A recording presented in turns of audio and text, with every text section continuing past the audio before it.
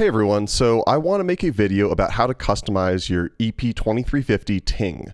And so this has a lot of options and a lot of ways that you can customize it, and I haven't fully figured all of it out, but I want to share what I've learned so far. First, I'll give you a basic overview of the config file that I'll be talking about today. Then I'll talk about accessing the config file, give a few warnings to make sure you don't hurt your ears or anything like that, and then I'm going to go through each individual preset in detail. This whole video is very focused on FX and FX layering and routing and things like that, so I'm not really going to mess around with the samples much. I'm just going to stick with the factory samples, and my preset file doesn't even have a samples section. So really quickly, the 4 presets are going to cover basic effects and parameters, more parameters and modulation, including modulation that brings sounds back, more parameters including sample parameters, and then dual mono output where you can mix a dry signal and a wet signal. First things first, how do we actually edit the config file on the Ting?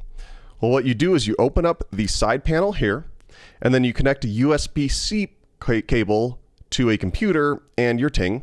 It will appear on the disk as Ting boot, and then you just open it up and edit the config file. Before we even get started, I want to give you a few warnings that I learned the hard way. First of all, there is bus routing, but do not put sample on a bus. Just leave sample where it is.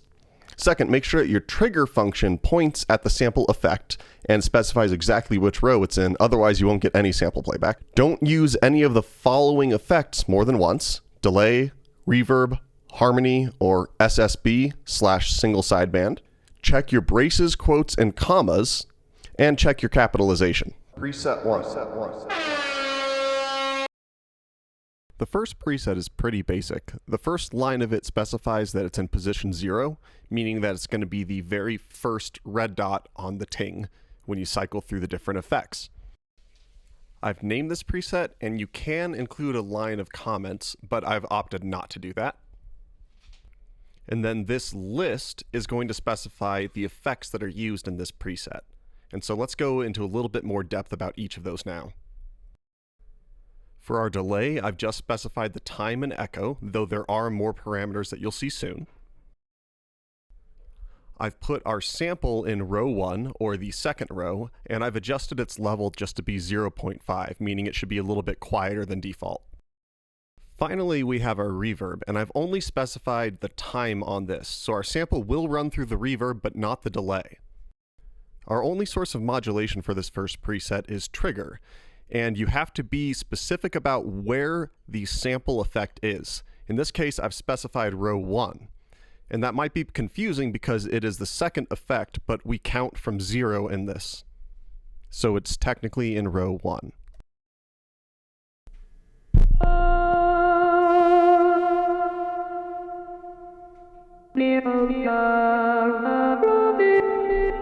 Preset number 2 with some more modulation and more parameters. Just like last time, we start off by specifying that this is in position 1, so that's the second red light on the Ting, and then we also have a name for it, but no comment for right now. This time we have the same effects, but in a different order, and we've specified all the parameters that are available for each effect. So I'm going to go ahead and show you for each effect that we have here, the sample, delay, and reverb, what the different parameters are and what their possible ranges are. And these are just tables from the guide that you can get on Teenage Engineering's website. This preset also shows that the order of these effects matters. So in this case, the sample will go through the delay, whereas in that first preset, it did not send to the delay. However, in both cases, the sample did go to the reverb. Our first modulator here specifies which row the sample effect is in, and in this case it's in row 0. Remember, we start counting from 0.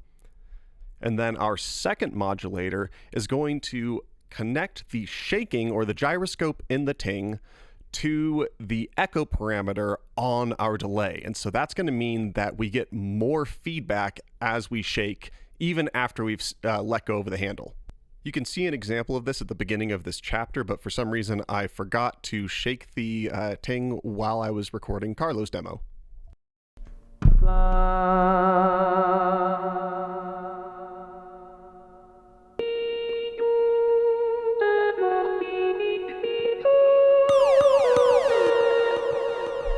The third preset, test, test, test.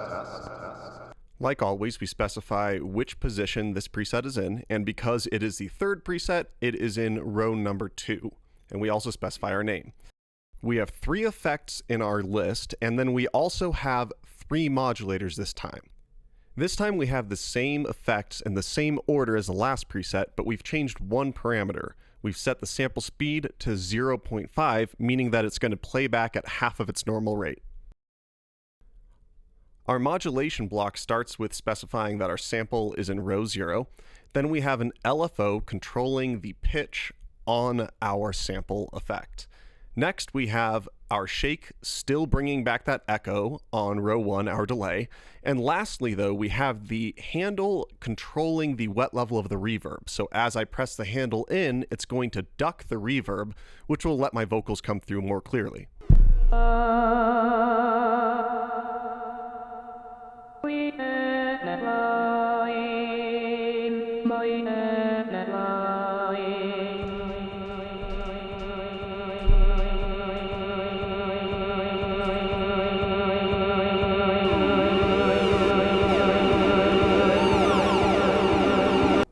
Preset number 4, which is the dual mono output.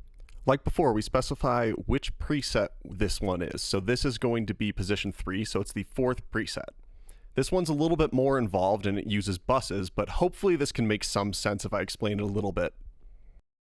I will say that I have not fully mastered buses yet, so there's a possibility I'm doing something wrong here because sometimes things work and sometimes things don't, and this preset just happens to be one where the buses do work.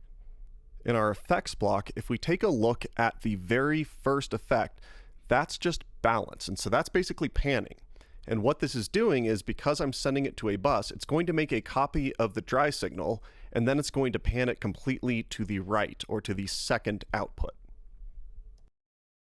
Bus 1 is going to include our sample effect. Again, don't put it on bus 2, but it will also then run all of that through the delay, reverb, harmony, and then finally balance. So it's going to pan this one completely to the left or entirely on that first channel. And that's how we've got our dual mono output.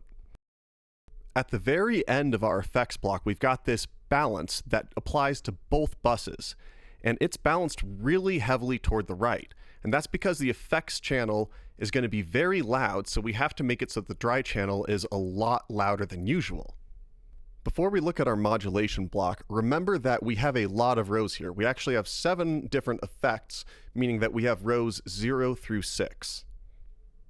Our modulation block is pretty small this time because I didn't want to overcomplicate things. We have a trigger modulator that's just going to specify that our sample effect is in row 1, and then we have a handle modulator that's going to control that very last balance, and that's going to control how much of our dry signal versus our wet or affected signal is going to end up in the mix. The depth is only set to -0.2, and that's just because, again, the effects channel is much, much louder than the unaffected channel. Before we hear Carlo's performance, let's hear me try to explain all of these concepts and show you how to do all of this in conjunction with your EP40 rhythm. And here, if we go over to our rhythm, which is what we're routing our Ting through, right now we have it on stereo. But what this preset is meant for is actually for recording 2 tracks, one clean track and one effective track. So I've opened up the sample menu and I'm going to press plus. And now I can individually hear the left in, which is all the effects, or the right in, which is going to be unaffected.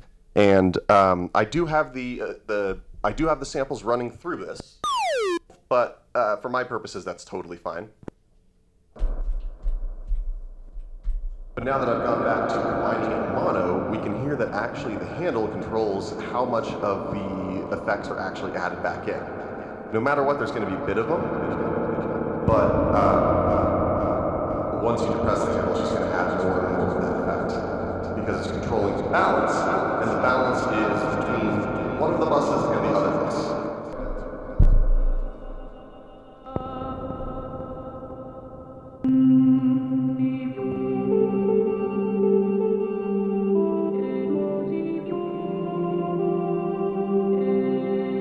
So believe it or not, this video was a bit of a pain, and I'm actually really excited to move on to videos that might be a little bit easier to make. So I don't really want to go over syntax a whole ton anymore, but if you found this helpful, please let me know. And if you're interested in one-on-one lessons, please also let me know. Just email me at windowbedmusic@gmail.com.